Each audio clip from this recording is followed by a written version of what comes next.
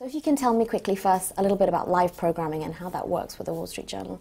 So the live programming is a really important part of how we dynamically tell the story every day on the Wall Street Journal homepage. We think it's important when there is breaking news in the world that we have a live service and that we are a dependable place for people to turn to hear and to see with video and sounds what's making news. In the case of the uprising in the Middle East last summer, or cratering markets in Europe, whatever it is, being able to go live is a really important part of telling our story dynamically.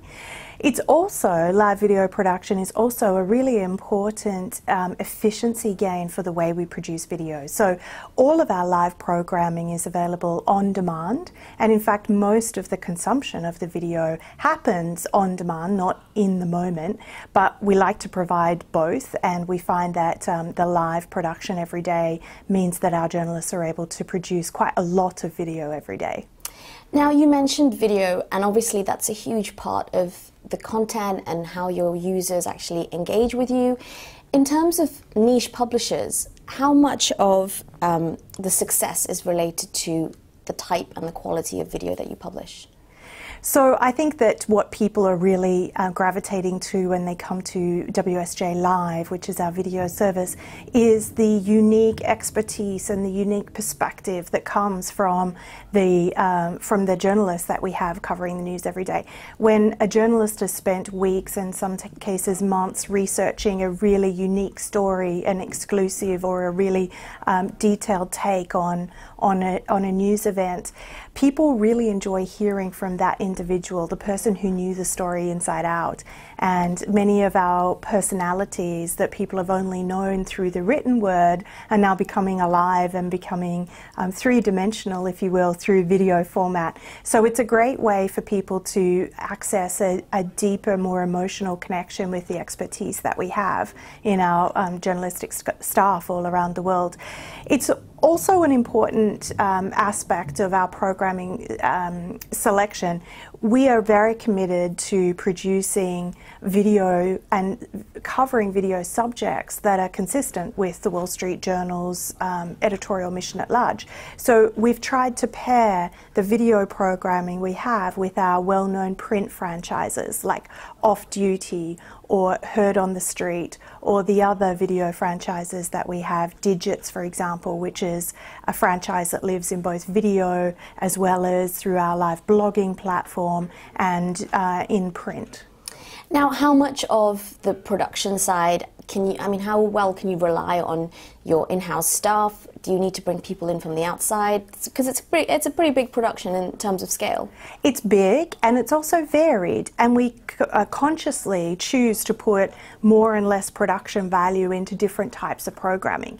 So for example, with our Off-Duty franchise, which is a daily show hosted by Wendy Baum that really keys off the lifestyle content that's in our Off-Duty print franchise, we have invested with outside producers and outside providers to help us boost not only the quality of the production, but also to boost the volume of content. So we do cooking segments, we do car reviews, we do travel reviews, we do a lot of our own on-location shooting, whether it's about fashion or other leisure pursuits, and we do partner with outside production houses to help us make that happen. And we've heard that the Wall Street Journal has about 18 platforms that it publishes on. How much of your traffic and your brand awareness and, more importantly, revenue actually stems from that syndication? That's a great question. About half of our traffic is now coming from sources other than WSJ.com, and that's a whole host of things from Apple TV, YouTube, and 5min, which is more of a traditional syndication model. So we have quite a broad range of types of syndication, and it's been a very important part of our growth strategy. It's still early days, and I think it's difficult for us to know exactly where all of those different experiments go long term, but we made a commitment at the beginning of this journey to be as ubiquitous as we possibly could, to try everything. So how much of your other video content is generating revenue for you outside of live? Well, live is a really important part of how we produce. It's also a really important part of the experience that we want to communicate when a user comes to our sites and to our products. But the majority of the video consumption does happen in an on-demand, playback mode, and therefore the majority of our monetization is happening through clips and segments that we're serving up on demand. So although we might produce it in a live format initially, and even broadcast it in a live format initially, what we find is that long tail of both consumption of the video and therefore the monetization of it is really happening on demand. So the majority of our revenue would come through the on-demand components of our video production at this point. We're always experimenting, and from time to time we might have unique sponsorship opportunities that are associated with a live broadcast. But I think we continue to see both the mixture of live and on-demand being really the mix of the product going forward. How much of your revenue is actually coming from your print subscriptions, and how much compared to your digital subscriptions? Both continue to be a really important part of our revenue model. We are very committed to print. We've continued to invest heavily in growing the print franchise and making it the #1 newspaper in America. So it continues to be a source of growth and of new revenue, both on the advertising side and on the subscription side. That being said, we are successfully translating a lot of both the audience and the advertising base into our digital products. And so we continue to manage the portfolio holistically and be very committed to growing both.